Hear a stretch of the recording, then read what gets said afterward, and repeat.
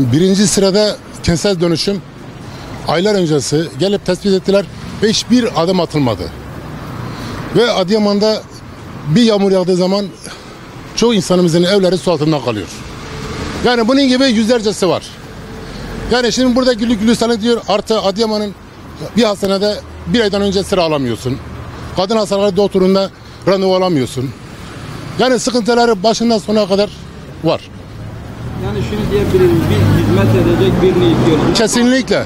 Kesinlikle. A partisi B partisi diye kalmadı. Kim güzel hizmet ediyorsa biz onu destekleyeceğiz.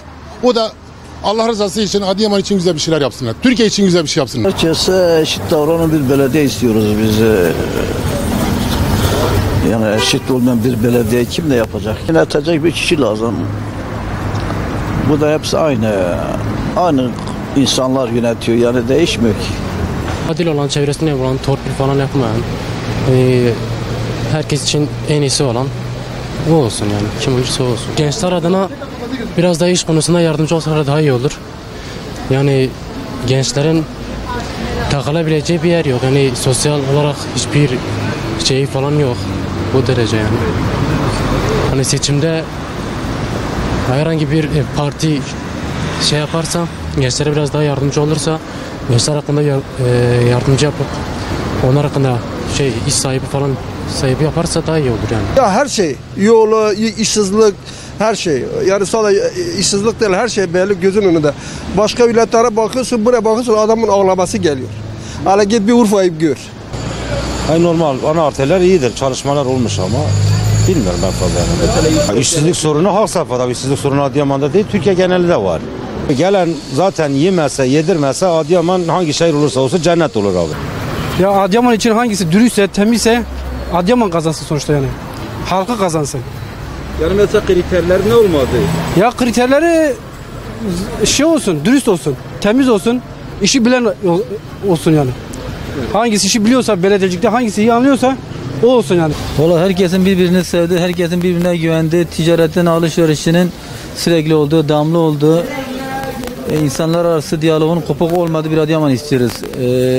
İnsanlar arasındaki şu an uçurum, fikir anlamda, şu anlamdaki uçurumun yok olmasını, herkesin düşüncesi, fikri neyse aynı kare içerisinde, alışverişte olsun, sosyal etkileşimde olsun bir bütün olmasını istiyoruz. Ekonomik, en başta da ekonomi, bunların hepsi de ekonomiye bağlı. Ekonomi düzeni yüksek olan memleketlerde diğer unsurlar kendiliğinden gelişir zaten. Evet. En başta aday herkesin bildiği, benimsediği bir aday olmalı. Topluma kendini benimsetmiş, topluma kendini kabul ettirmiş, halkla iç içe olan herkesin tanıdığı bölgeden insanlar olmalı. Ama şu anki siyasette tabii ki baştan atamalar yapılır.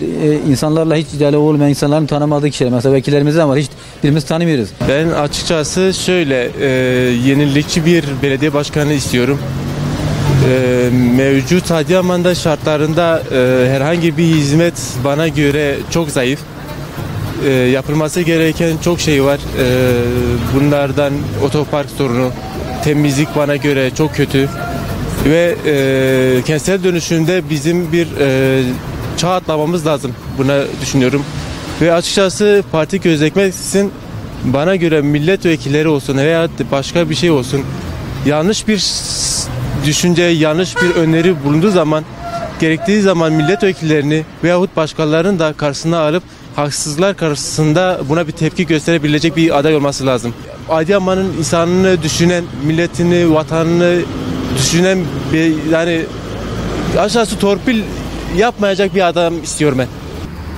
O işte sabahleyin evde çıkarız, bu arabanın başında ekmeğimizi Allah'tan isteriz. Yani hiçbir kimsede umudumuz yok. Artı işleri olduğu zaman var ya kardeş, bak gelir diyor ki selam aleyküm ve aleykümselam, işte oyunu bana ver. İşte niye şimdiye kadar sen yanıma gelmedin, demedi ki kardeş sen geçimini neyle yapıyorsun, kiracı mısın, işin var mı yok mu? O durum buna ibarettir. O bu kadardır. O millet Adıyaman'da, Adıyaman içerisinde millet böyle olmuş. Tıkar taraf. Bunda 5 sene evvel bu arabayla ben günlük 250-3 milyon lira satış yapıyorum. Şimdi olmuş ki hani bir bak artık sonu geldi, bir bakın içinde böyle bir haber yine bulamazsın. Sonu aynı iş öyle olmuş. Yoldur, sudur, altyapıdır, yetim çocuklara bakmak lazım. Belediye başkanı demek ki bir belediye başkanıdır. Bir her zaman milletvekillerimizi göremezdik, cumhurbaşkanımızı göremezdik. Yani belediye başkanı ilimizde olduğu için her zaman gelip derdimizi anlatabilmesi için hangisi hayırlısa Allah ona yardımcımız olsun. Hizmet yapmak için gelsin.